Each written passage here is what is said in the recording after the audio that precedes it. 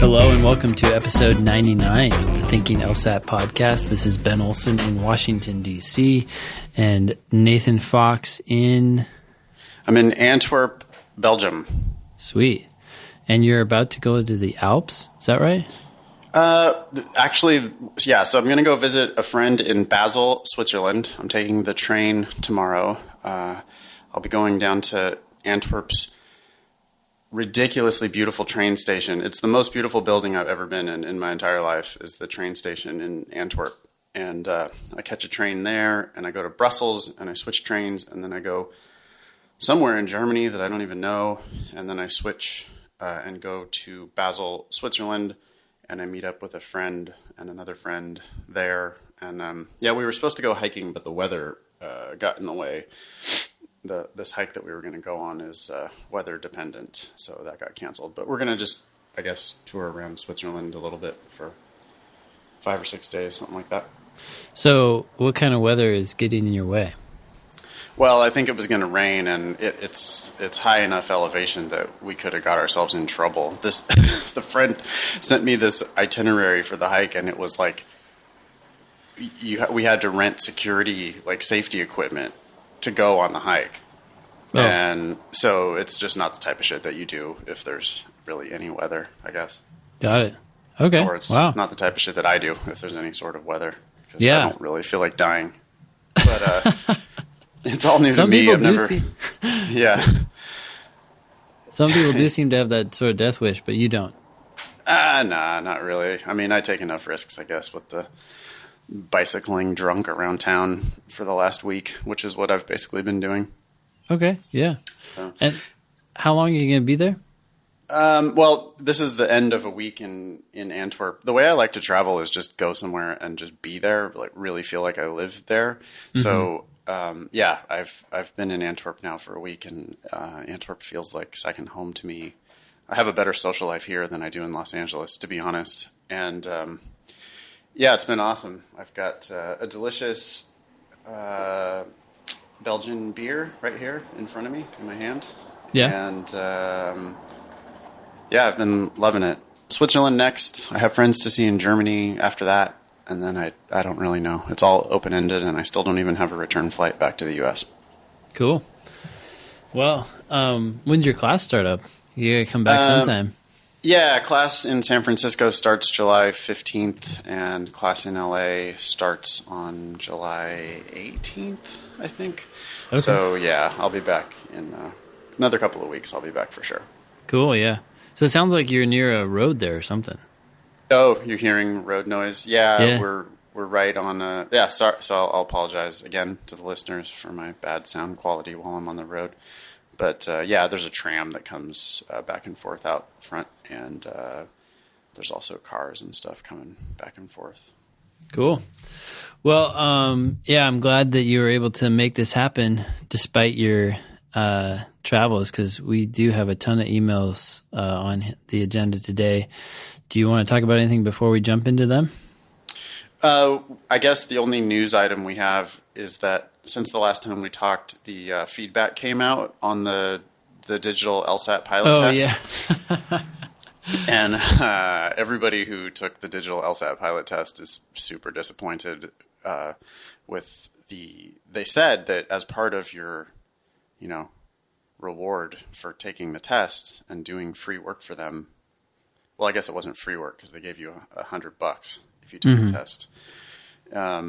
But they also were supposed to be giving you feedback on your performance, and those reports that people got were, I don't know, do you want to say worthless? It's hard, Yeah. No, I think they're worthless.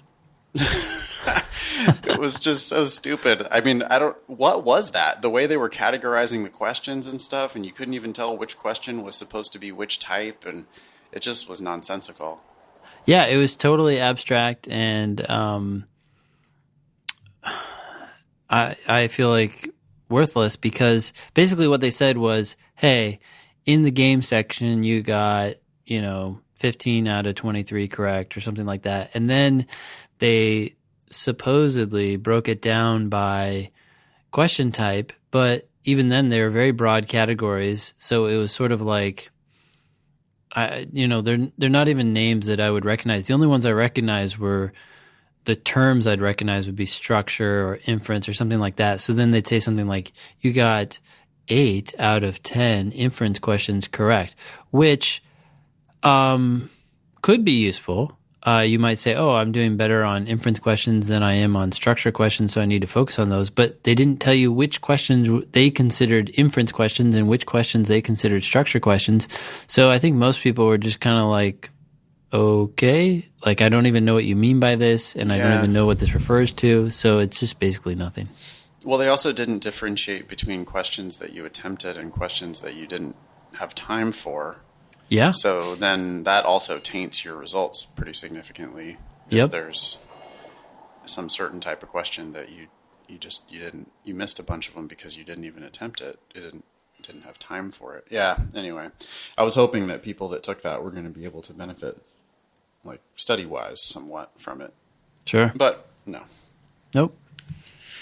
Anyway, that's behind us, and yeah, we have a whole ton of listener mail. Hey, if people want to email the show, they can always email us, yeah? Yeah. help@thinkinglsat.com. Yep.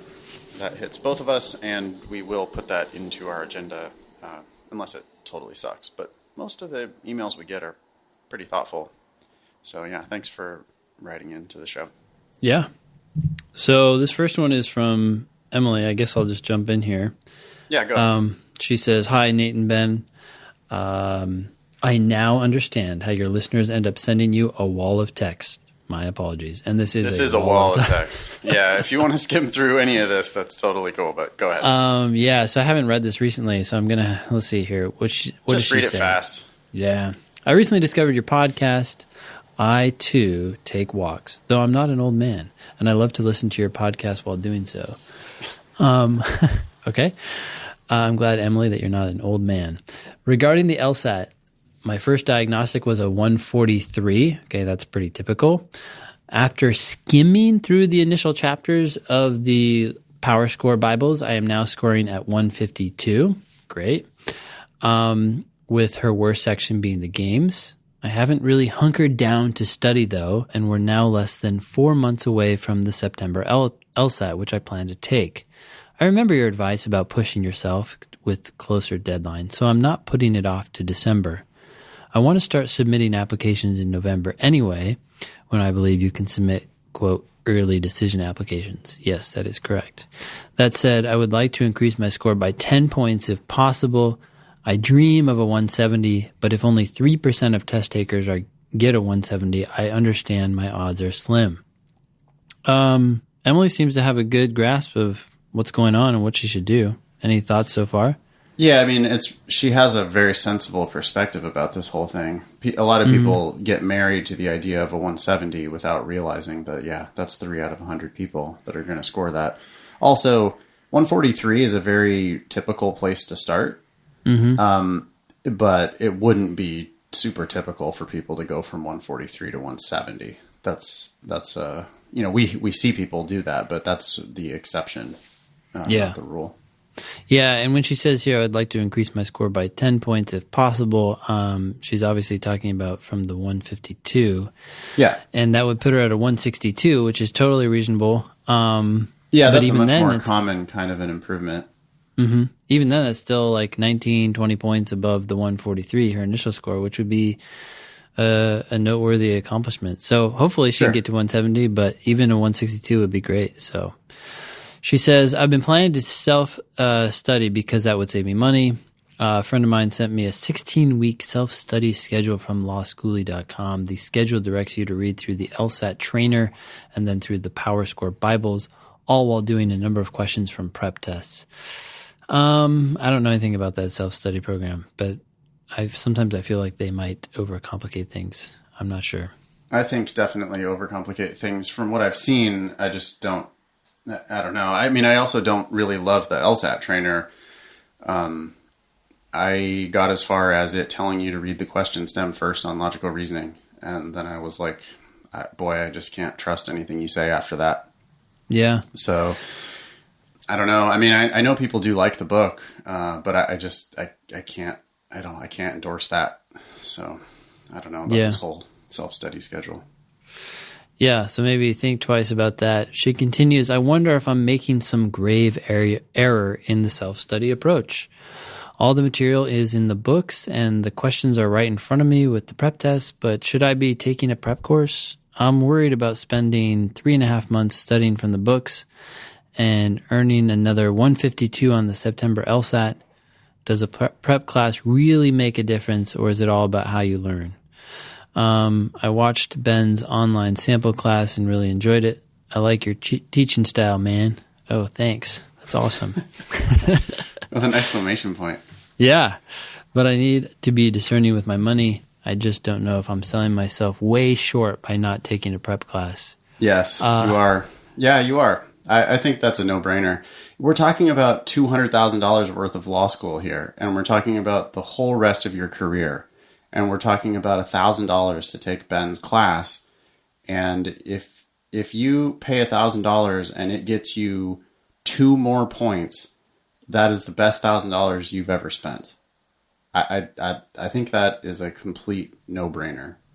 Yeah. So I respect it. I also know that I am biased here because I also sell an online class for $1,000 or whatever. But it's the reason it costs what it costs is because it's worth it. And if you get 2 or 4 or 6 or 10 points out of that $1,000 investment, it can literally change your life as far as what kind of a school you get into. It can also change how much you pay for law school, dramatically change how much you pay for law school.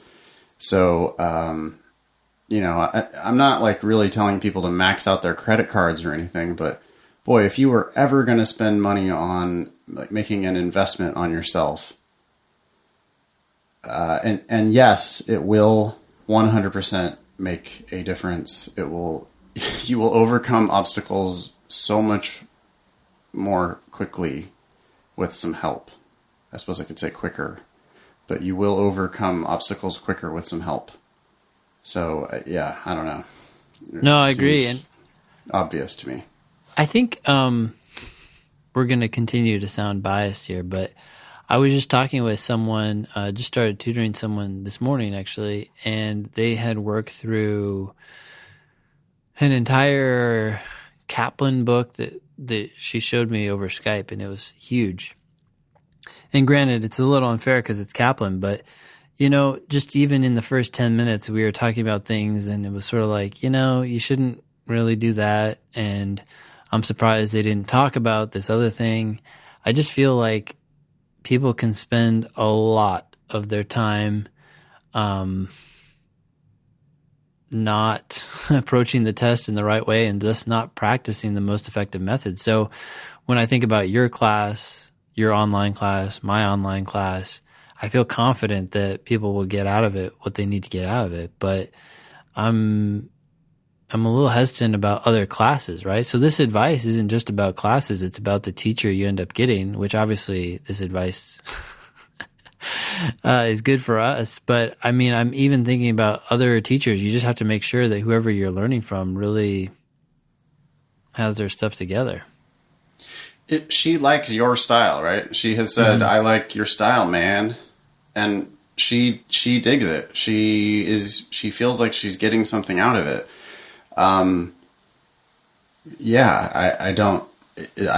It seems kind of clear to me that if she's going to spend, she's talking about 3.5 months of her life that she's going to either study by herself or she's going to study with your help. Mm-hmm. And, you can listen to the podcast for free. You offer a whole bunch of free resources, Ben. I offer a whole bunch of free resources. We love to help people as much as we can, but we also have to get paid. And if you take my class, I'm on your team now. Mm-hmm. And if you take Ben's class, Ben's on your team now. And when you have questions, you're going to get them answered. And you're going to just, I think, get over those hurdles so much quicker. I think I think that $1,000 or whatever it is, it's an investment in your long run future for sure, but it's also an investment in how much you get out of and how enjoyable this next 3.5 month process is going to be. Yeah. You're gonna those books, people just bang their head against those books, you know? Buy the giant Kaplan book and then just slam yourself in the head with it like 100 times. I don't know. And Ben's going to say, well, okay, you know, there's these parts of it that are good, and there's all this rest of it that you just don't even need to look at. Mm-hmm. So, yeah, I get it. I totally understand that people have a budget and that they don't, you know, have all the money in the world to spend. I absolutely understand that. But this, I think, is a really good investment to make. Yeah. She goes on, she says, while I'm writing this email, I do have some admissions questions. I graduated from college almost 4 years ago with a 3.1. She was an English major at a state college. I struggled with depression and PTSD, for which I've had a lot of therapy. I didn't apply myself like I should have, and I gave up on a couple of classes on myself. I've been working at a solo practice law firm since my last semester of college, where I learned a lot. Well, that's good. She knows what she's getting into. Yeah. I started as an intern, worked on a number of positions, and now I'm a senior paralegal. Since therapy and working at the firm, I'm ready to apply to law school, which is what I wanted to do 4 years ago. Okay. I have changed personally, but I can't change my GPA, so I need a solid LSAT score. True. With a 150 and a 3.1, I don't think I'd receive a good scholarship from even the law schools local to Orlando, let alone get into one of my dream schools, Florida State, Northeastern. I'm not sure a 160 would get me into the dream schools, but it's always worth a try. How can I stick out when I'm yet another applicant with paralegal experience? Get a better LSAT score. Yeah, that's it. Go back to, so this goes back to that $1,000 investment. That's your best investment of time and money, really. That's the easiest way to move the needle. I mean, because there's 1,000 people like you or 10,000 people like you with pretty much exactly 150, 3.1, paralegal, want to go to law school. There's a lot of people dreaming like that. Mm-hmm.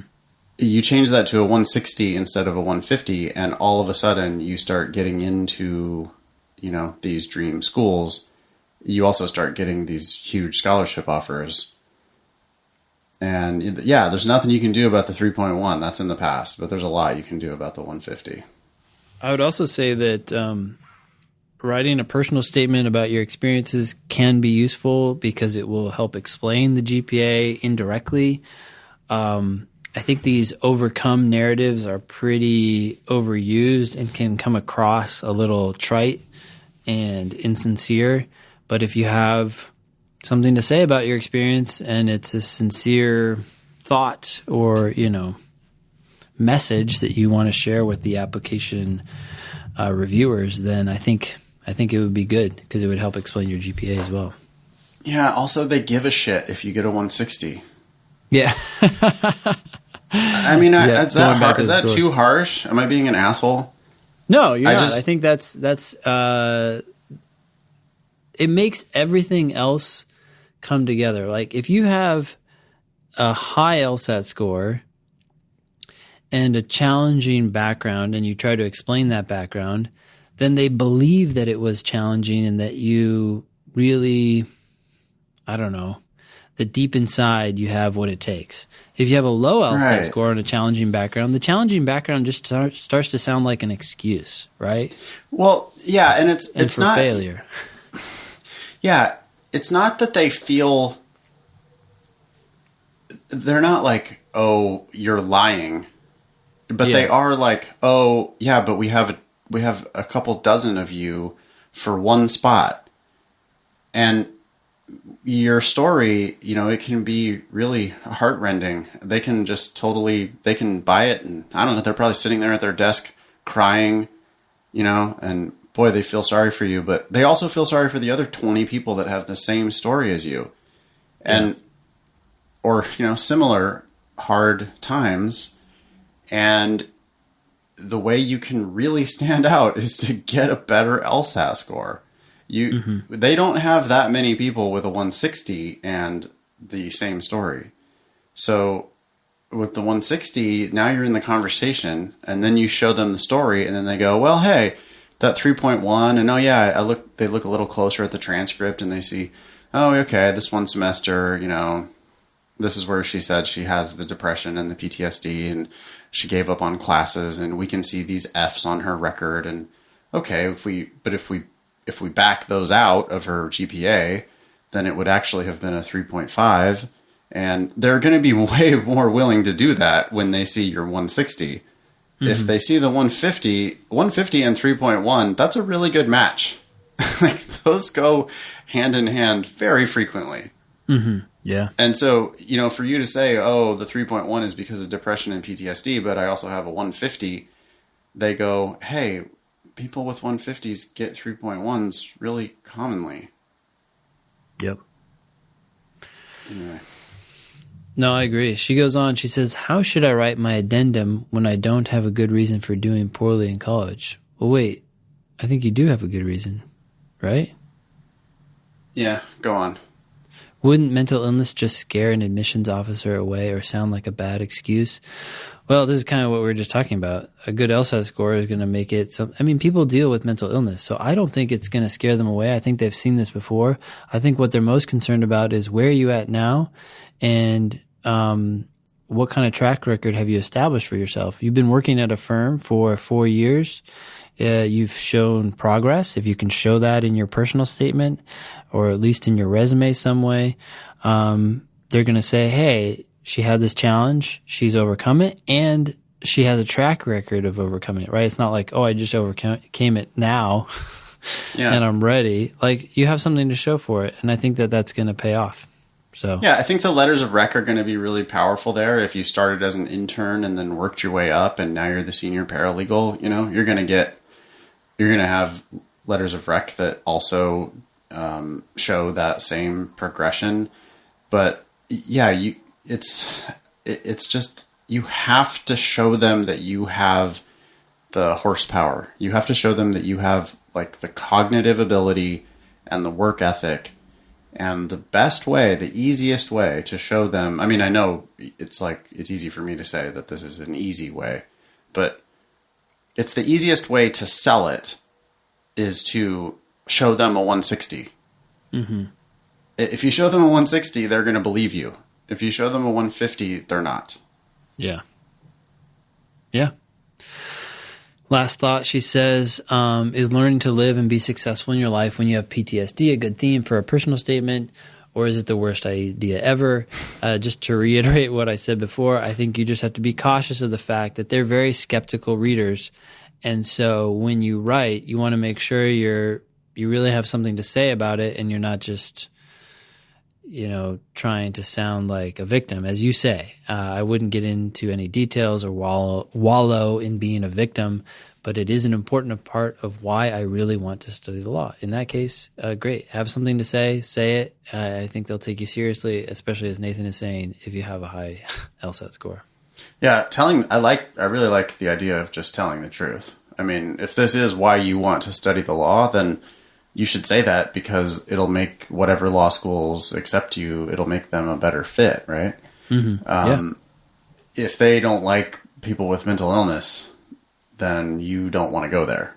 So you can go ahead and say that you've had the PTSD, but yeah, you want to be also selling yourself. So you want to show how you've overcome it, right? The whole point is you're supposed to be putting your best foot forward here. That's what everyone else is doing. So you need to put your best foot forward.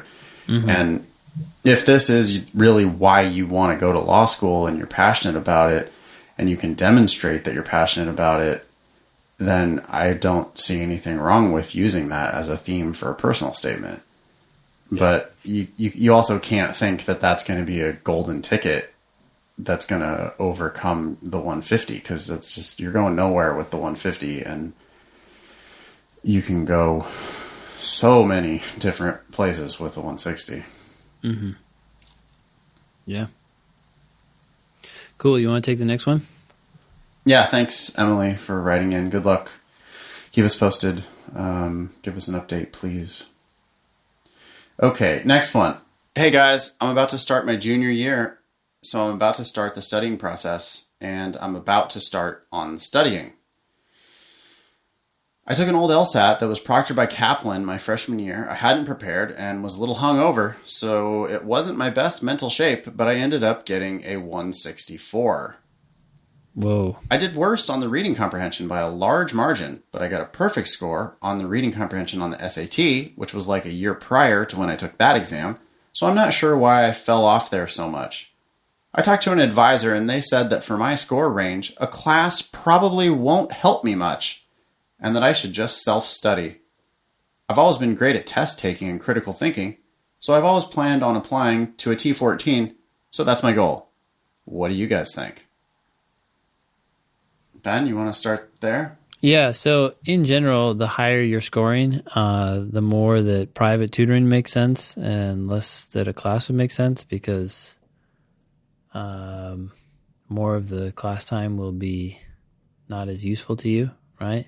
But I definitely have a lot of people who are scoring in the mid 160s who take the class. So I don't know that I would rule that out entirely. At that point, I'd really be deciding on whether it makes sense to spend the money to get a private tutor versus to spend less and just get a class. It also really depends which class you take. I mean, Yeah. if the advisor's saying, hey, you got a 164 on your diagnostic, so don't take a Kaplan class, that might make sense. That makes a lot of sense because their instructor minimum score is a 90th percentile on an unofficial test, or at least it was a couple years ago, and that's a 164. So your instructor may have scored a 164 on an unofficial Kaplan proctored exam. I'm happy for any updates if anyone at Kaplan knows otherwise, but the last time I checked, that was the case. So, yeah, I don't know that a class would necessarily help. Yeah, I mean, Kaplan a bazillion years ago hired me as an LSAT teacher for like 2 months and they hired me on the basis of a self-proctored practice test. Oh, that's exciting. They gave me the test and I sat in a room and I timed it myself and took the test. So this was in Boston like a million years ago, but I just, was it 40 minutes or 35? I can't remember. Yeah, I would say, that said, I mean, I think this law school advisor is giving incomplete advice for sure. Mm-hmm. If you take my class and you start at a 164, that means you're the star of my class and you're going to get basically special attention from me. I love teaching to the top of the class. I mean, I feel like I have more to say to people who are starting at that level. If you're starting at a 164, we could talk all night about the LSAT and not get bored. Mm-hmm. It's my special interest, you know. You're actually in a better position to get more out of me the higher you are when you start. Yeah. So if you started with a 164 in my class, I'd be like, perfect. Now, if you start with a 174 in my class, then I might be like, boy, you're going to be kind of bored on a lot of this stuff. Yeah. But a 164, I mean, you're missing like 30 questions, right? Or something like that. And you got a lot. We got a lot to talk about if you've got a 164. So you also have to just be careful not to get too overconfident, right? Like sometimes I think when people are doing really well, they're asking really good questions and really paying attention, but sometimes they're like on their phone a little too soon, right? They think, oh, I got this question right, so I understand it, yada, yada. Yeah, but then you ask them a question about it, and even though they're doing pretty well, maybe even compared to the people sitting around them, they still don't know some things, which is why they're still getting several questions wrong. And even though they got that question right, they didn't know why another answer was wrong, or they had the wrong reason for why it was wrong. And so you just got to be cautious of that. But otherwise, yeah, there's a lot you can learn. Yeah, with a 164, I mean, you should be able to improve by 10 points from there, right? If that's really a cold diagnostic, I would then expect that you should be able to get into the 170s pretty comfortably.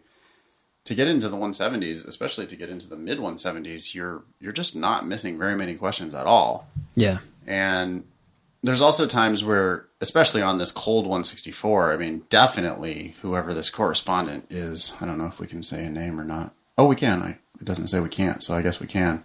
This is Jack. Jack. Mm-hmm. Jack, I'm sure, got a lot of these questions right for the wrong reasons. Yeah. And so you could, you can definitely benefit. Even if you got it right, you should probably listen to my explanation, because you totally could have just kind of accidentally got it right. Yep. But anyway, I do think you can benefit from a class. I know you would benefit from my class. I know you would benefit from Ben's class. If you can find another high quality class in your area, you'd probably benefit from that. So you really should. I mean, you should swing for the fences when you're starting that high. You should swing for the fences. Mm-hmm. Okay. Continuing on. Also, in regards to the Harvard news, should I also take the GRE? Is there a goal number where you'd say that if I get X score on my first diagnostic, then it would be worth it to study for the GRE and take both of them? What do you think? My gut reaction is no, just focus on the LSAT, knock it out of the park, because that's going to help you with Harvard, but it's also going to help you with all the other schools. And I think Ann's point that those people who take the LSAT look like they're more serious about actually going to law school is a good one. Right.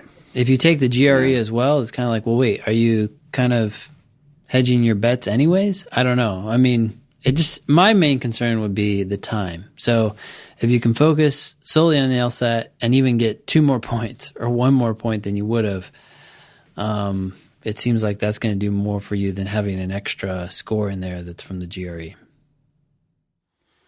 Yeah, I mean, also, like Ann made I think the best point about it, which was just, if you're only applying to Harvard, you're stupid anyway. Sure. And the GRE is only good if you're applying to Harvard. Mm-hmm. So what are you doing? It's a waste of time. There's no reason to have Harvard be your be all end all #1 law school. Yeah. Stanford and Yale are at least as good, and you could probably toss off half a dozen other schools that are really reasonably just as good.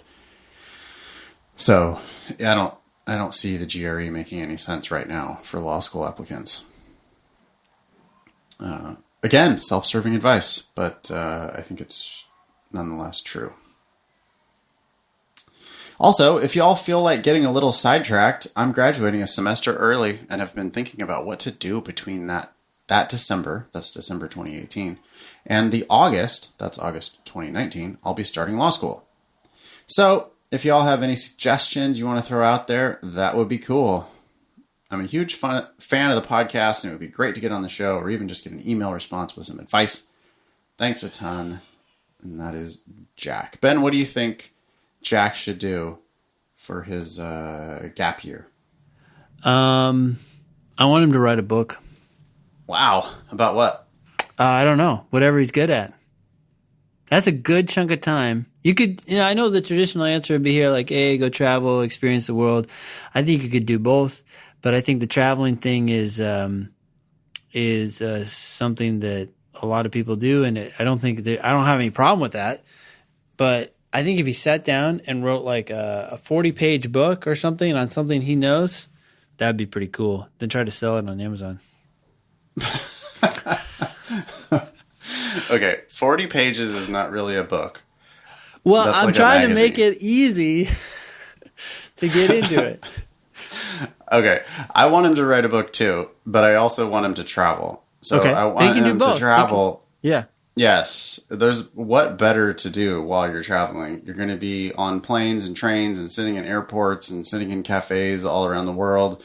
So yeah, I definitely want you to travel, and I definitely want you to write a book. Both of those. Yeah. I do not want you to work in a law firm. I do not want you to get an internship. I do not want you to take one of those pre-law school classes. Oh, yeah. I definitely want you to travel and write a book. Yeah. Okay, cool. Cool. Thanks, Jack. All right, the next one is from Sharon Peters. Hey guys, love the show. For some time, I was one of those unfortunates that had consistently finished the LR section in under 35 minutes, only to get somewhere from 15 to 20 right per section. Thanks to Nate's advice in particular, I think I've progressed by most recently doing a section, only getting 18 or so correct, but doing so out of the 18 questions seen. Wow. So he's getting almost all or all of the ones he's doing correct. Maybe he's picking up a couple of the ones that he's guessing, but his accuracy rate is very high. That's all. It's Sharon. But Sharon. Yeah, I agree with you. Whoa, wait, hold on. I think this is a fake name, and I seem to remember the person who sent this was actually a he. Oh, okay. All right. I don't know if that's right. That's in the back of my mind. But anyways, okay. I think you're probably right. Yeah. He, she. Sharon, we'll call you she. Between these two extremes, I was completing fewer and fewer problems with an inverse increase in my accuracy rate. For example, 17 out of 20 seen. I know you guys are proponents of single sections followed by deep review. I don't know have we ever called it deep review? That's pretty deep. I probably have. I don't hate it. Oh, I don't hate it. That's a good idea. Deep. Okay. I am too. Great. But let's say I laughed at that too. It's like, thanks for chiming in with your expert opinion. But let's say I hypothetically understand all aspects of the question that gave me difficulty in a particular section. Does this translate to an improvement in my abilities in the moment, in the next time section, or must I do something more to internalize, habitualize, and grow the deficient skills? Okay, so wait. I think what Sharon is asking here is if he or she reviews a section and understands everything from that section after reviewing it, does Sharon need to do anything else to put those lessons learned, so to speak, into the next section? Is that what Sharon's asking here, do you think? Well, yeah, because then she gives some examples. Oh, I always end too soon. Okay, what does she say? Such as doing these particularly troublesome problems over and over, similar to a useful approach for games improvements, i.e. rote repetition. Oh, I don't know why you used i.e. Knock it off. What usefulness does a particularly difficult LR problem have in practice terms after I've thoroughly reviewed it? I feel it has additional growth value, but I'm unsure about how to extract it. So I suggest that people flag questions that they got wrong, review them, of course, thoroughly, understand them, go on to the next section, and then if they have time someday and they don't have time to do a 35-minute section, if they are just looking for something short to do, to go back and redo some of those hard questions and see if they still get them right. Because sometimes people go back and they do them again and they get them wrong, which to me suggests that they either didn't learn what they should have learned the first time or they forgot. But at the same time, you're going to see a lot of similar problems going forward. That said, I do think there is value in occasionally going back and redoing them, not just reviewing them. Sometimes I think people review them in the sense that they look at the problem, they read it again, they see what they chose the first time, and they're like, oh, yeah, that makes sense. No. Like, you need to circle all the answers or something, not cover them up with your hand so you don't know what you chose, and then do it again. So it's just like you don't have any clues as to what you chose before or whatnot. So that's what I would suggest. Okay. Yeah. I don't even really have people go back. I feel like there's so many questions. We have 80 practice tests to do. I want people generally to review more deeply. when they review. I think people usually shortchange it on the first time through. Yeah.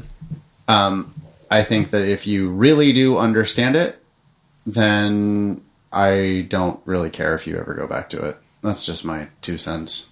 Yeah.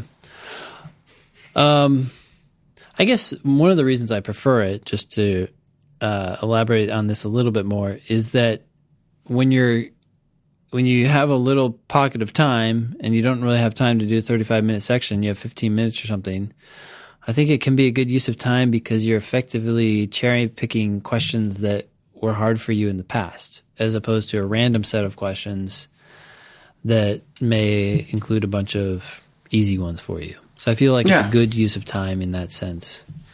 But as long as you're reviewing, I think we can agree on this, then you will be learning things and taking them into the next sections just naturally too. Yeah, I'm fine with it. I don't think you need to do it. I really don't think you need to do it over and over. Like on games, I think maybe doing it over and over makes sense because you're sort of training these pathways in your brain to make the connections. Yeah. And you're getting kind of tuned in to the types of connections that are likely to recur on the games. Sure. But on logical reasoning, I feel like the fourth time that you do the same LR question, it's guaranteed that you're just going to remember the answer. Oh, so, yeah. So just to clarify, I'm saying to go back and maybe redo a question once.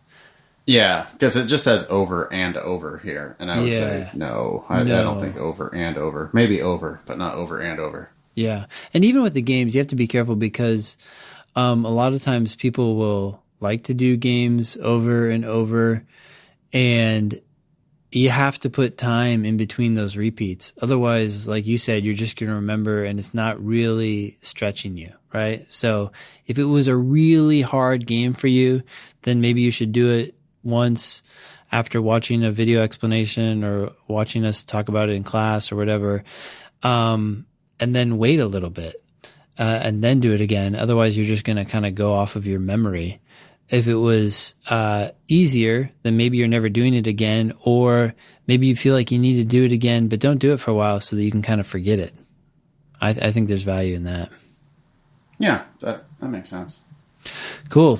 Anything else for Sharon? Nope. I think that's good. Thanks, Sharon. Yeah. Hey, guys.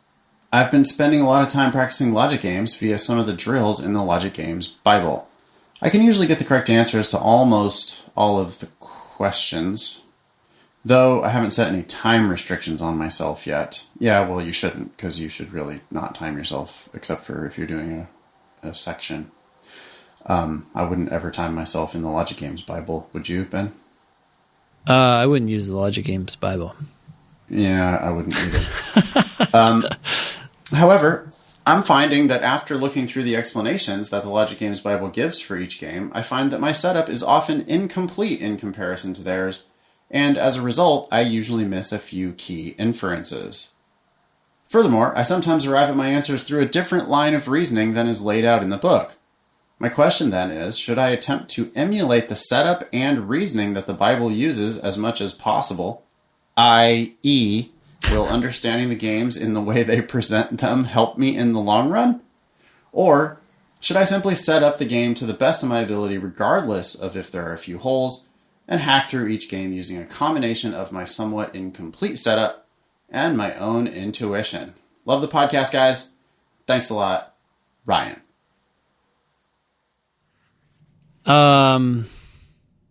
Okay, so I think there is value in trying to understand what someone else is doing and what you might have missed.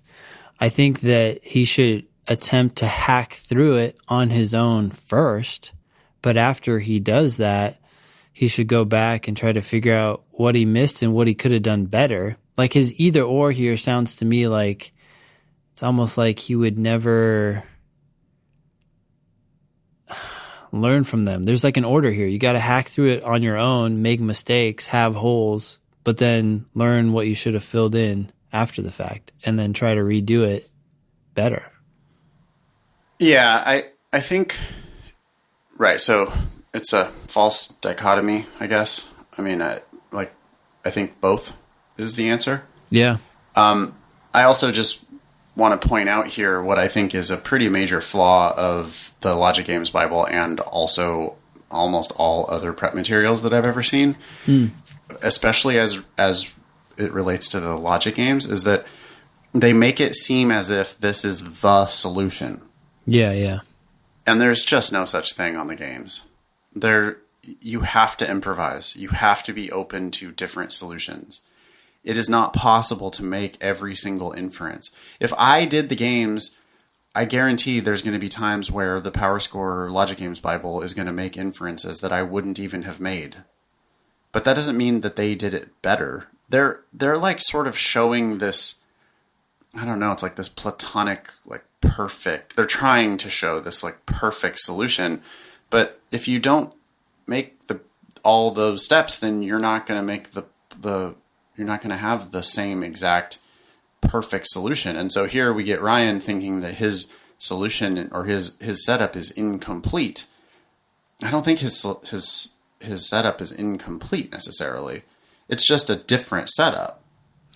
Well, see, that's the thing, is it could be, right? Like there could have been some big obvious inference, or maybe it's not even obvious. Maybe there's some inference that he should have made that he didn't make, and there would have been a lot of value in making that inference, and it's reasonable enough to expect someone to do so. There are other cases where they're making inferences where most people didn't make them and it wasn't necessary to make them, especially in the games Bible. I'm thinking right now of all their stupid not rules. I actually go out of my way to not make those inferences. I feel like they clutter up the diagram and make things harder to find rather than easier. Yep. And so if he's looking at those and saying, oh, I didn't make those inferences, I better fill out my diagram and do that, then I'd say, no, actually, you want to go in the opposite direction. I imagine there are some inferences, though, he's like, I didn't realize, I didn't take the time to figure out that K has to be in the first group. And I'm thinking to myself, yeah, everyone really should have just sat there and thought about that and made that inference. And if you didn't, no problem. That's part of the learning process. But think about what steps you didn't take to get there, right? Yeah, instead of like should have, I think you should think about it in terms of could have, right? Just to see, oh, well, here are the steps they took. And here's where, they did make this one inference, and boy, that would have been helpful. And that's an inference that I could have made. Yeah, well, I think some inferences are direct consequences of steps that they should have taken. And so then I would say some inferences, are like, you probably should have. And some are, like you said, well, I could have done that. And a lot of people are saying, oh, I didn't do that, but I realized that later. And that's not such a big deal. My sense that I get here is just that Ryan's getting discouraged and feeling like, oh, I suck at this because I didn't make every single inference and make every single step, and I should have had this solution. Mm-hmm. And instead, it's like, no, they did it. You did it your way. They did it their way. You made some inferences. They made some inferences. And here are a few steps that were possible. And some of them, you're right. Some of them are like, oh, shit. Wow. Yeah. That one I should have gotten to. Mm-hmm. But other ones, it's going to be like, okay, yeah, you could have gone this way, and you could have also learned this about the game. And so here was another possible solution. But I mean, there are games that I have taught in class for 7 years or whatever, and I sometimes make certain inferences and sometimes don't make certain inferences on that exact same game. Mm-hmm. Yeah. So I just don't want people to be thinking that there's like this magic formula and this perfect setup. It's more just like, well, what connections did you make today? How far did you get today?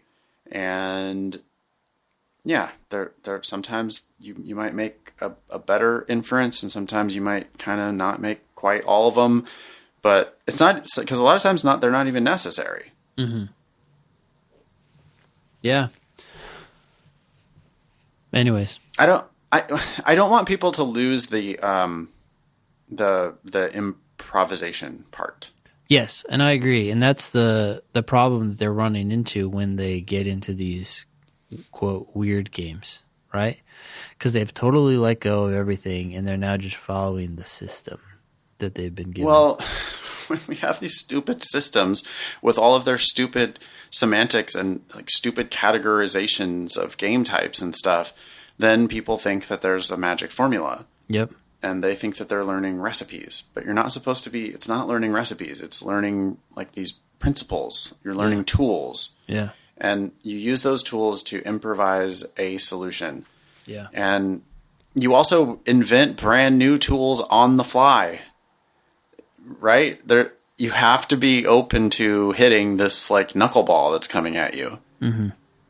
And so, yeah, whatever you're doing, I mean, I don't think you need to be judging yourself about looking at someone else's perfect solution and thinking, that was what I really should have done. Yeah. I think you need to just sort of like say, okay, wow, here's what they did. And that all seems pretty good. And yeah, I mean, maybe you can adopt some of that next time, but it's certainly not like, because he uses the word emulate. Mm-hmm. Well, that makes me uncomfortable. Yeah. It's not, you're not supposed to be trying to exactly mirror or like replicate someone else's setup. You're supposed to just be learning tools and then applying those tools. Yep. Thanks, Ryan. Yeah, thanks very much, Ryan.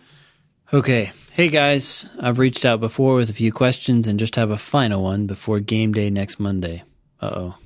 It's going to be added. I've taken 27 timed exams since the end of March. Whoa. That's a lot. That is a lot. What are people doing? Why are they doing so many tests? I don't know. Maybe Eric is unemployed. I mean, I really don't see how you can do that unless you're unemployed or lightly Even employed. so, I mean, this was 27 exams in April and May. April, May, first week of June. Yep. Yeah. So that's 9 27 weeks. tests in 9 weeks? Yep. Or So 10 that's weeks? 3 exams a week. That's a lot. I mean, it's not impossible, but it's certainly possible to do that many exams. Yeah. I just don't think you're getting everything out of those exams that you possibly could. I think it's inefficient to do that many exams. Yeah, unless you're already scoring in the mid 170s and thus don't have much Never to missing review. questions. Yeah. Yeah, right. Yep. Yeah. So most people should be taking, just FYI, 1 exam a week, if that, and sometimes maybe 2. But again, that really depends on your schedule and how much time you have to review and how much you get out of your review once you're done reviewing and how many you're getting wrong. The more you're getting wrong, the fewer tests you should be taking. Right. If you did 1 section a day, you'd be doing, 1 3/4 tests per week. Yeah. And I think that's totally reasonable. I think that's fine. But even then, right? It's like you do 1 section a day. You don't miss very many questions. If you do miss very many questions, then you're just going way too fast, and you just got to slow down and stop making stupid mistakes. Yeah. But you do 1 section a day, and you really dig in, and you really review the ones you've missed, and that's civilized, and you can do that. That's less than 2 tests per week. But here, Eric is doing 3 tests per week, and boy, that's a lot. Well, so I'm skeptical that he's actually getting as much out of each test as he could. yeah. One thing I want to clarify here is when you're talking about doing timed 35-minute sections and you're saying, hey, that's almost 2 tests a week, 1.5, whatever. It sounds like Eric is doing literally 3 timed tests a week plus whatever else he may have on his agenda, right? And so that's even more crazy. That's absolutely crazy. That's just, now you're insane. Yeah. I mean, that's you're going to drive yourself insane. That is not a good plan. So he goes on, a common trend I've noticed on the LR sections is that I almost always, probably 9 times out of 10, miss the, quote, the argument proceeds by questions. I just can't seem to get a grip on them. This is a question type that I don't think has ever been discussed on previous podcasts. It has. We did almost the entire June 2007 test, all the logical reasoning questions, and some of those were strategy of argumentation questions. So yeah, we have talked about it before. But anyway. No worries. Do you guys approach these questions with a specific strategy in mind? Mm-hmm. Yes. Generally, when I approach these, I feel I have a thorough understanding of the argument, but then I find myself dancing between 3 or 4 of the answer choices. Whoa! 3 or 4? Yeah. Okay, so he clearly doesn't have a solid strategy here. Sorry, it's a little late. We can definitely talk about this type of question. It's not as hard as you think it is. But I guess, well, let's just talk first. I mean, what's your plan? Because I know you have a plan, Ben. So what is your plan if you see a question that says the argument proceeds by blank? Yeah, so as you know, Nathan, I wouldn't even know it's that type of question until I got to it. Right. But once I got there, I should have a good understanding of the argument, and it would be an argument because when it says the argument proceeds by, it means you just read an argument.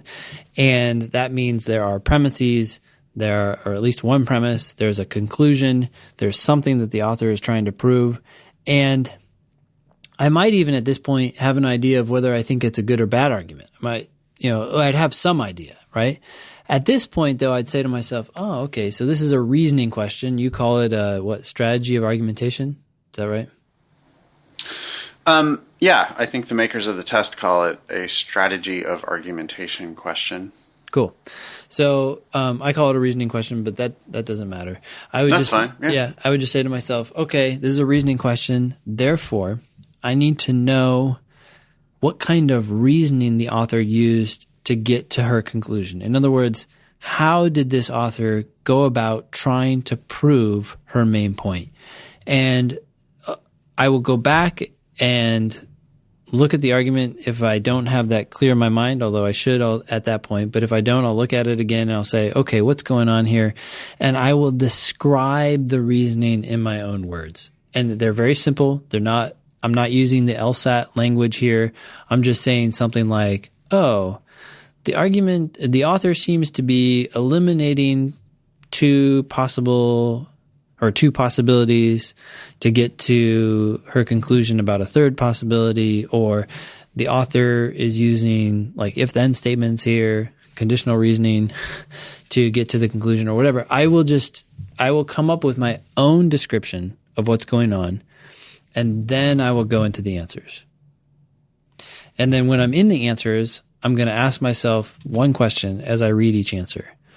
Does this describe exactly what's happening in the passage word by word?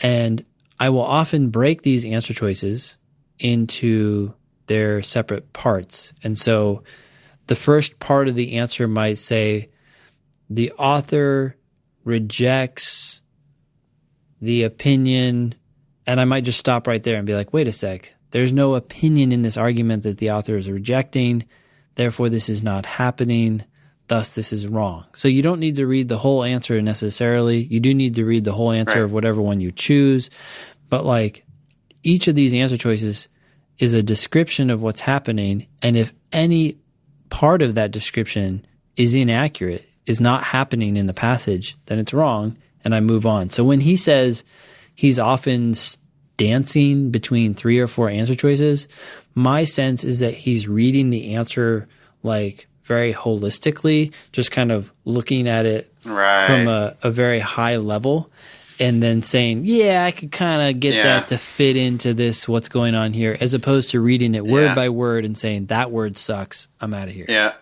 I think you just nailed it right there. I think what he maybe isn't understanding is that this is a variant on a must be true question. Yep. And that it's in that family, if you will, of questions. And it's like any part of that answer can make the answer just immediately wrong.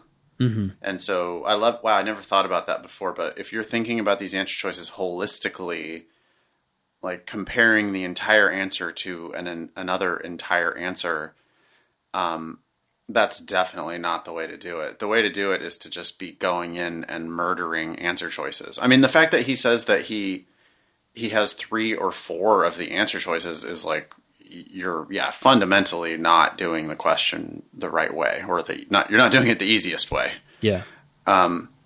You should be going in. I like, Ben, what you said about breaking it into parts. I think that's a helpful way to think about it. Mm-hmm. But I would be specifically looking to just, hey, if any part of this answer is wrong, then the answer is wrong. Yeah. And we've talked about this a lot before, I'm sure, on the show, that, we're not going into the answer choices hoping that that each answer is right. We're not trying to make an answer be the answer. Mm-hmm. We're going in with a presumption that each answer is wrong. 80% of the time, each answer is wrong. And so we're just going in looking for a reason to get rid of an answer. Mm-hmm. And so we would never be doing this like holistic analysis of, well, on the whole, yeah, it does a pretty decent job. No. No. Yeah. It's like a must be true question. It either is or it is not perfectly justified by the argument that you were given. Mm-hmm. It either exactly describes the argument or it doesn't.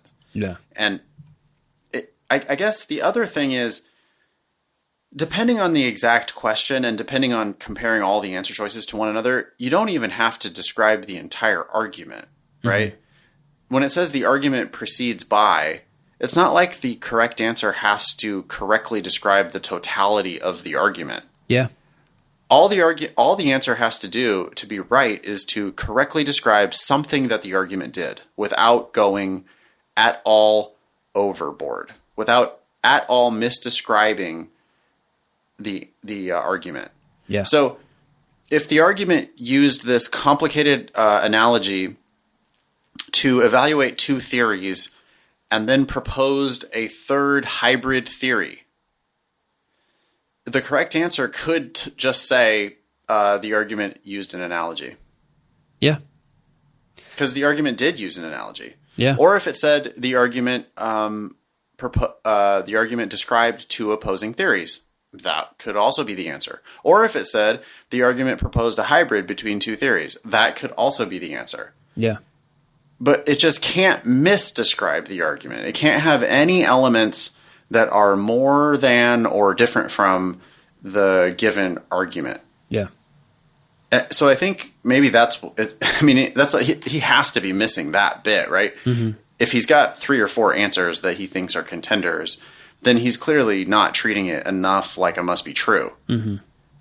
And so he needs to get a little more murderous when he goes into the answer choices. Yeah. I think what you're talking about kind of illustrates just a general principle for the test. And that is, look, incomplete answers are not ideal. If you can have a complete answer versus an incomplete one, then I want the complete one. But incomplete answers are much better than inaccurate answers. Inaccurate answers are dead right away. Incomplete answers are maybe less ideal than a complete one, but if you don't have that there, then this incomplete answer is going to be totally fine. Incompleteness is a less serious sin than inaccuracy. This is fucking amazing, dude. This is episode 99 of the show, and I'm learning things about the LSAT. Cool. Yeah, it is. It is. I mean, it's, the Nerdcast. You could rename it the Nerdcast. But, that's a really good way of thinking about it. And that's true of must be trues generally. Yeah. With it, incompleteness is not that bad of a crime. Incompleteness is not a bad sin. Mm-hmm. Inaccuracy is a really bad sin. Mm-hmm. Right? We're as a lawyer, as an officer of the court, we are not going to be misdescribing something that we're not going to be misdescribing this document. Mm-hmm. We might not fully describe the document sometimes, but we are definitely not going to misdescribe the document. Yeah. Yeah. So he goes, I think we might have sorted it out. Yeah. All right, go ahead. Yeah, I think so. He says, you guys have been tremendously helpful thus far. especially with sufficient and necessary assumption questions. I almost never get those questions wrong thanks to the advice you offer! Exclamation point. Sweet. Thanks, Eric. The good question. Wow. Yeah, that was awesome. And I definitely learned. I mean, I'm going to just parrot all of what we just said. Hear that siren? Yeah. That's the loud ass siren. They have loud sirens here in Belgium. Yeah. It's because everybody's drunk off of the Belgian beer. They have to make the sirens extra loud, I think. Do you hear me? All right. Hi, Nathan and Ben. Please do not mention my name. Of course, I love the podcast. I took the June 2016 LSAT, which did not go well.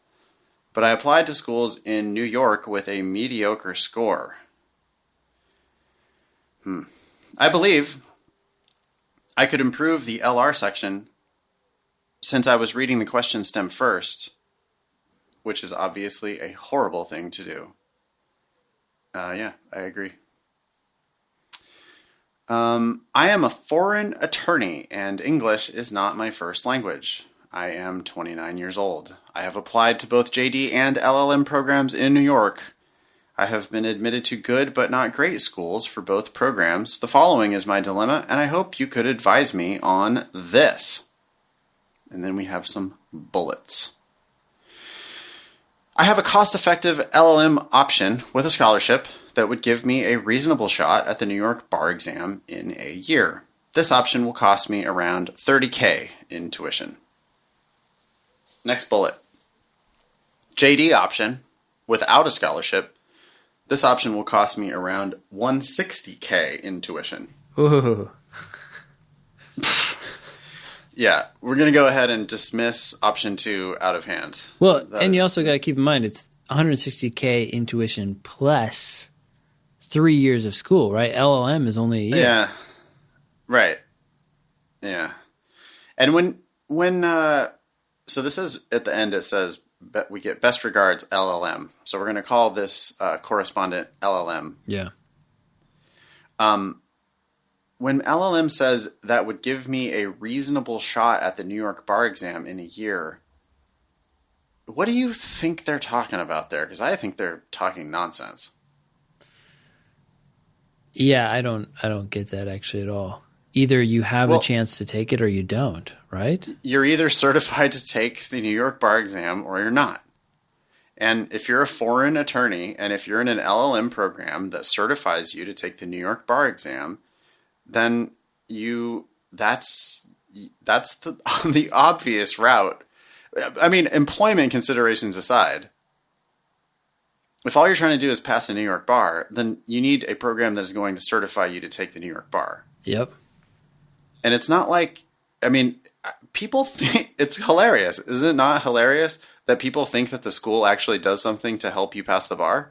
Yeah. Because as far as I know, that is not a thing. Like, the school doesn't actually help you to pass the bar. No, now it started to be a standards thing, matter, right? It started to be a thing for some of these lower tier law schools, but that's because they only have 20-30% bar passage rate, and all of a sudden they're crying. They're like, "Oh shit, we got to start working on that." Yeah, yeah. But that's rare. Yeah. That's the exception. Yeah. And no, you do have to look at the bar passage rate of these different programs, but if you're admitted already to this JD program, you know, though, because it's going to cost $160,000 for LLM to go to that JD, that probably means that like LLM is kind of just squeaking into that JD, which means if they have a 60% bar passage rate or something, then you got to put LLM kind of less than 60%. Yep. If you're paying full price. Yeah. If you're paying full price, then you're more likely whatever to be, their numbers are. Yeah, you're more likely to be on the failing side. Yeah, because 40% fail, which is, by the way, horrible. So, also, by the way, super common. Yeah, 40% fail is way better than UC Hastings was this last time around. Sorry, I'm just laughing because it reminded me of your favorite friend, your favorite dean, or whoever that guy is. Yeah, I'm going to continue shitting on my alma mater until things change. The whipping will continue until morale improves. Sorry, what is it? The lashing. The lashings will continue. I don't until know. It's morale all good. improves. We don't do any. Yeah, We're not correct on this show for anything. For the LSAT, No, we're maybe. not. Yeah. Anyway, of these first two options, it seems pretty clear that the 30K LLM and then sit for the bar. Yeah. Wow, that's a better option. Okay, anyway.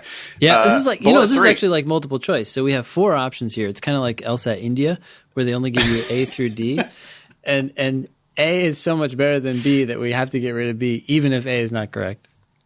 Right. And yeah, B has been eliminated from contention. And also, I would like to compliment LLM on his or her English. I mean, I'm a foreign attorney and English is not my first language, period. I am 29 years old, period. Yeah. I have applied to both JD and LLM programs in New York, period. This is good writing. Yeah, it is. It's strong. LLM needs to come and offer advice to people who write emails in America. Pretty much everybody. Yeah. People that are U.S. undergrads and native English speakers that don't write nearly as well as LLM writes. Yeah. I could shit on some of our earlier correspondence that we already read today, but I'm not going to. I'm feeling generous with my Belgian beer in hand. All right. Number 3. No, this Retake is the C, LSAT. C. Oh, C. Choice C. Thank you. Choice C. Retake the LSAT so that I could get into a better JD program with a scholarship, in parentheses. All right. That's 2 different considerations there. I don't think getting into a better... It depends. Again, are we talking about employment or are we talking about passing the bar? Because LLMs really do need to be worried about passing the bar. Yeah. I mean, again, to go back to UC Hastings, but there was an LLM program at Hastings when I was there that was basically unconscionable. I mean, they were admitting people that, based on their English, had no chance of passing the California bar exam. Yeah. And just taking their money, basically. Ooh, yeah. And so I'm not sure why LLM cares about getting into a better JD program, but I definitely agree with the retake the LSAT and get a scholarship. I mean, then that becomes a whole different deal. Yeah. Potentially. Yeah. Okay. D. Start the LLM just in case, but continue prepping for the December 2017 LSAT and reapply to Columbia and NYU. I refuse to pay Columbia and NYU's price tag to any other JD program in New York. Even Columbia and NYU prices are not justified, in my opinion. Okay, so we've got A, B, C, D. We already got rid of B. And then now we get a little more information, though. Yeah. So ideally, I want to work in a big law firm. However, if I cannot work in big law, it will not be the end of the world. I would be perfectly fine to be employed in the field of compliance or in the legal department of a reputable company. Given the options I have listed above, including my career goals, what would be your recommendation? Best regards, LLM.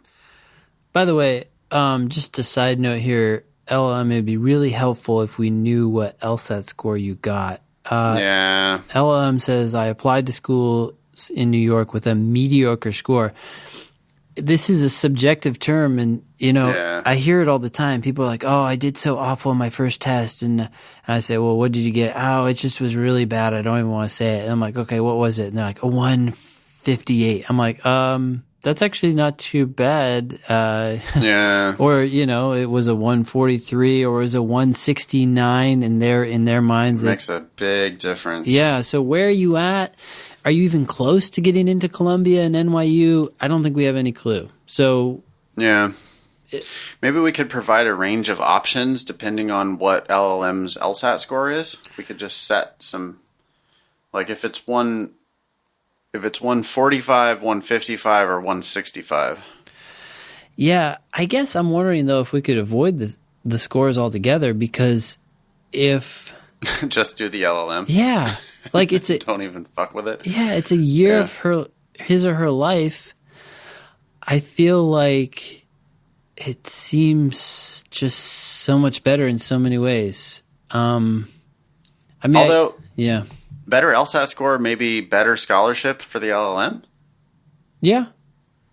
I mean, I don't know Do if they I've look heard at people LSAT getting a for full that? ride. Well, I don't know. I mean, why are you getting a scholarship? Maybe from her previous Work experience, law school whatever experience. else. Yeah. I mean, she Yeah. went to law school somewhere.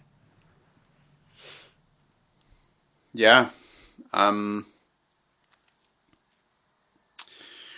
guessing India on some of the syntax because I skipped over some of the slightly clunky syntax in some of it, but I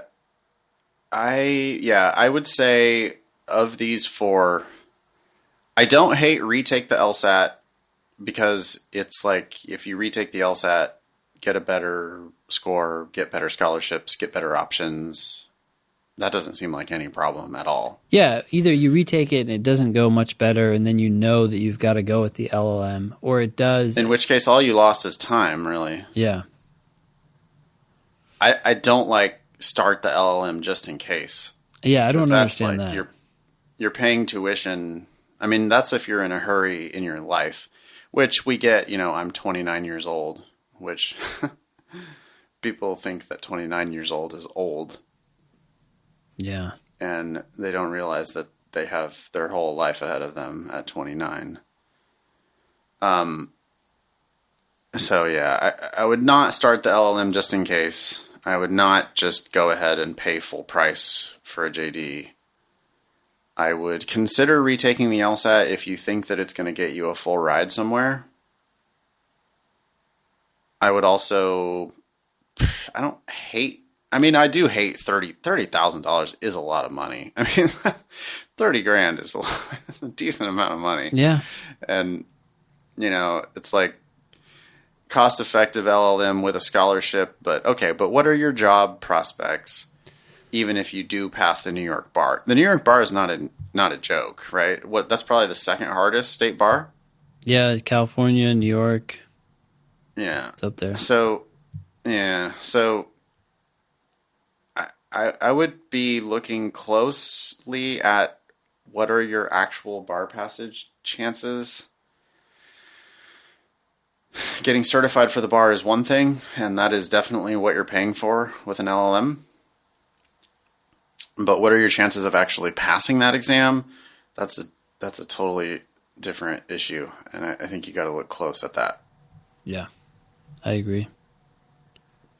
If you want to work in big law, I mean that's kind of a problem, right? Ideally, I want to work in a big law firm.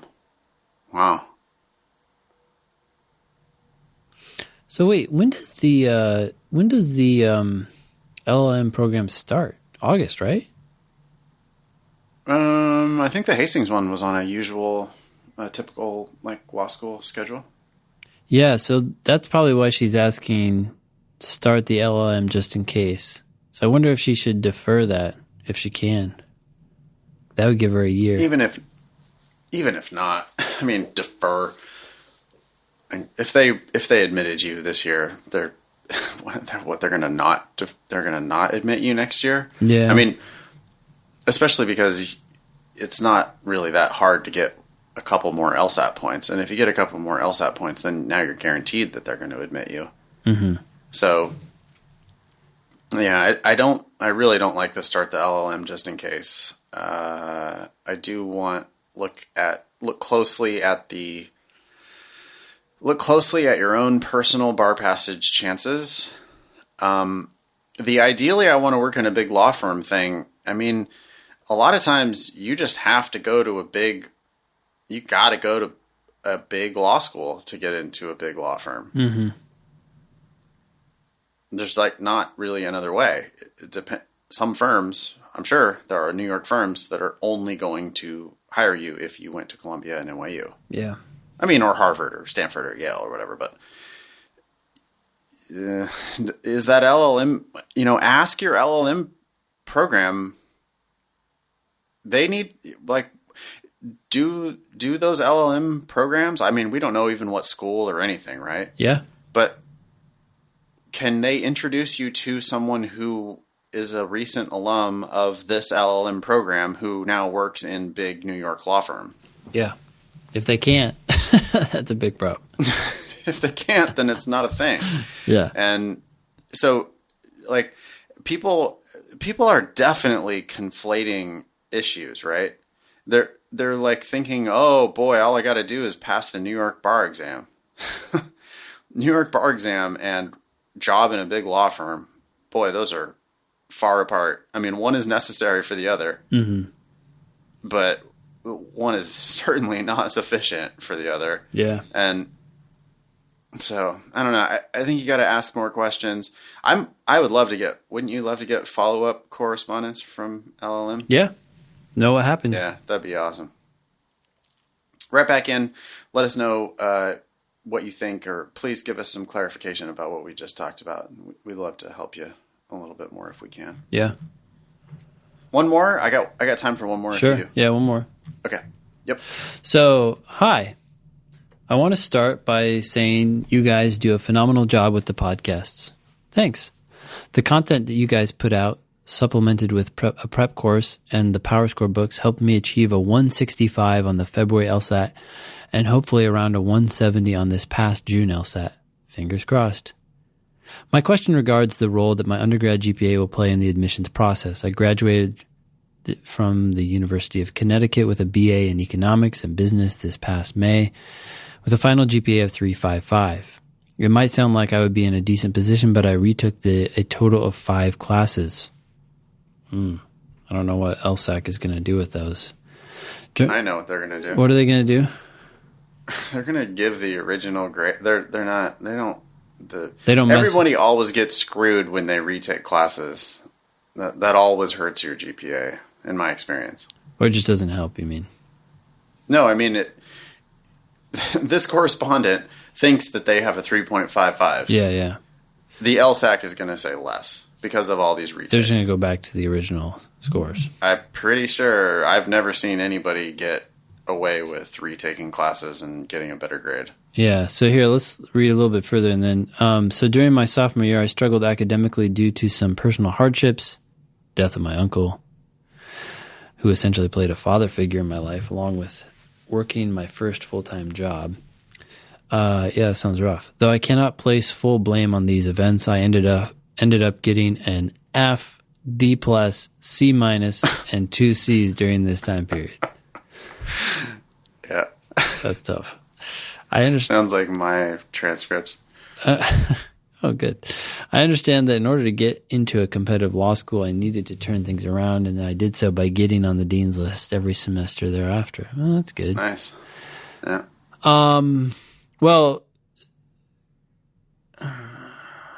okay, anyways. That being said, do you guys think that law schools will take my situation into account if I wrote about it in my personal statement? Yeah, they'll take it into account. Obviously, my LSAC GPA is not going to be a 3.55, but rather somewhere around a 3.3, a 3.4 due to those courses that I retook. I'm afraid that a relatively competitive law school, such as Boston College, my number one choice, will focus primarily on what my LSAC GPA is rather than on what it should have been. Yes. Yes, they will. Your LSAC GPA is what matters. Yep. Everybody has these same sob stories. Hey, your uncle was really important to you, I know. But the grades are what the grades are. Your LSAC GPA is what it is. They're going to make an index calculation. They're not even looking at your GPA and your LSAT score individually. They are looking at your index number, which is a combination of your LSAT and your LSAC GPA. And they are looking at that one number when they make their first, when they decide who they're going to start looking at first. They're looking at your index number. And so, yeah, everybody's got all these stories, but they're looking at your index number. And yes, your LSAC GPA is what matters. Yeah.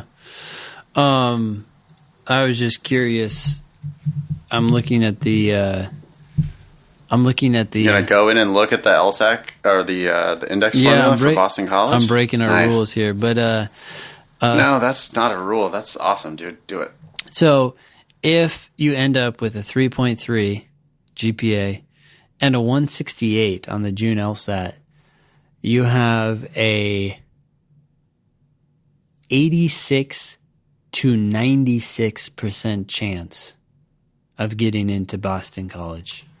Why the hell is Boston College your number one choice? Yeah, with those numbers, you should be shooting for.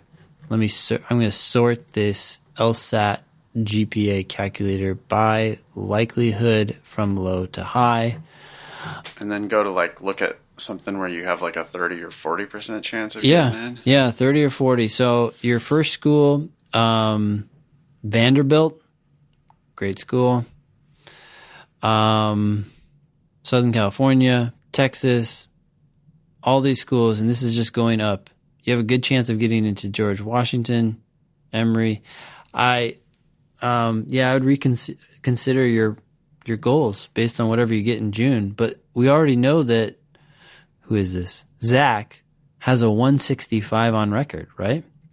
Yeah. If I change this to 165, well, he still has a 50-50 shot at Boston. Oh, wait, hold on. Yeah, I mean, with a one... Oh, no, he still has 100%. It's still at 86 to 96 with a 165. Which is the highest. That's the highest they even go. Yeah. I mean, maybe he's maybe targeting Boston because he wants the scholarship, which would be a very reasonable position to take. Sure. But even with I want to stay in Boston and I want to get a full ride. Yeah. So BC is my first choice. Yeah. I mean, that makes sense. Anyways, I think you're going to do well. I think you're going to do fine. I think that you want to explain your GPA because they need to understand what the heck happened that semester. But other than that, I don't know. It seems like you're in a solid position. Yep. Anything else you want to talk about here? No, just keep going, I think. Okay, I also wanted to write about the hardships of being an immigrant from Poland, being the first in my family to go to college, and my experience interning for a lawyer. But I feel as if these topics would overshadow the importance of my struggles during sophomore year. Okay, now I want to talk. I mean, first of all, it's not your personal statement. It's not a personal statement to say, my uncle died, and that's why I have bad grades. Yeah, that's an addendum. That's not a personal statement. That's an addendum to your personal statement. That's an addendum to your application to explain why your grades are not as good as they could have been. Mm-hmm. Being an immigrant from Poland could be a diversity statement, could also very well be your personal statement. Immigrant from Poland, first in your family to go to college, interning for a lawyer, all that shit could be your personal statement.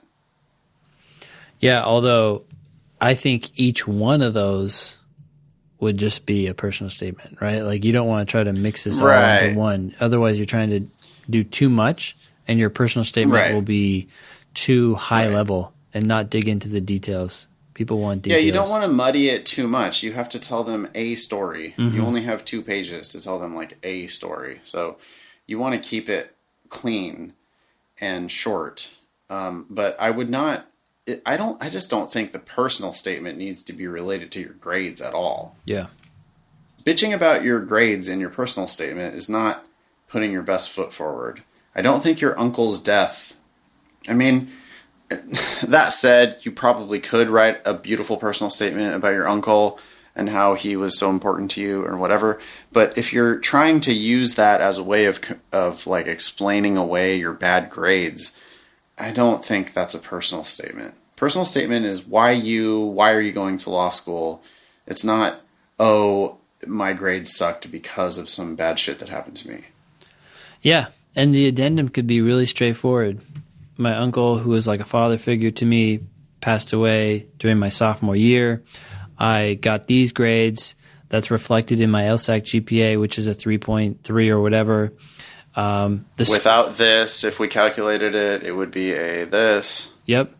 And you don't even have to it's not even a calculation you have to make. You can point to your actual calculation that the school gave you and say, hey, the school gave me a 3.55 when I retook these classes. Because you retook all of that. Yeah. Yep. Mm-hmm. And you're done. Just stick to the facts.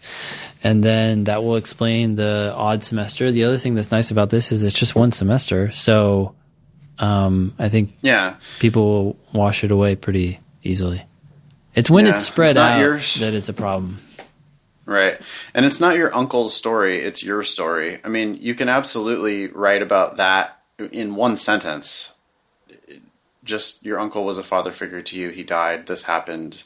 Here's what my GPA was with the retakes. Mm-hmm. That's fine. That's the addendum. Immigrant from Poland, first in my family to go to college. That does sound like a diversity statement. Just make sure you actually have something to say there. I just yeah. Sometimes I think people can say, "Oh, I fit into this box or this box that we like to talk about." Yeah.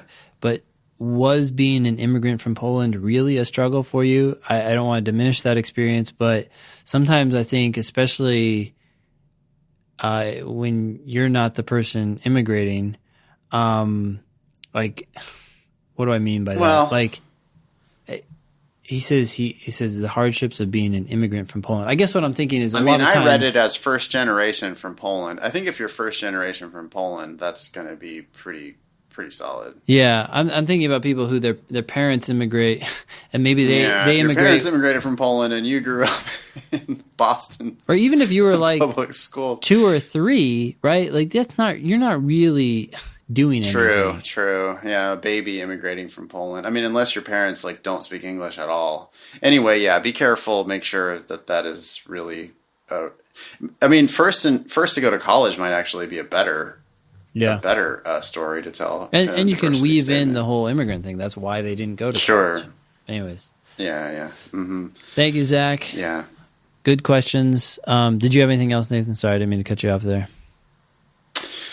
No, I think that's awesome. Thanks, Zach, for writing. Thanks, everybody, for writing into the show. I'm really sorry that we cut into it today. We'll be back again. Hopefully, Ben, we're going to do it in a week. Yeah. Wednesday. Okay. I don't know where I'm going to be on Wednesday, but I will, Wednesday. I mean, maybe we could even bump it up. It depends on what my travel schedule is, but somewhere in Switzerland. You might hear yodeling in the background of next episode. Cool. As always, you can email us at help@thinkinglsat.com or tweet us at thinkinglsat.com. We're always ready and willing to take your questions, so thanks a lot. Next episode 100. Yeah. I think we're probably going to do nothing special for the episode based on our current lack of planning. No, we won't do anything special. Just don't die between now and then. That's true. Okay, awesome. Thanks, Ben. Yep. I got to go. I got a student. I'll talk to you later. See ya. Bye. All right, bye.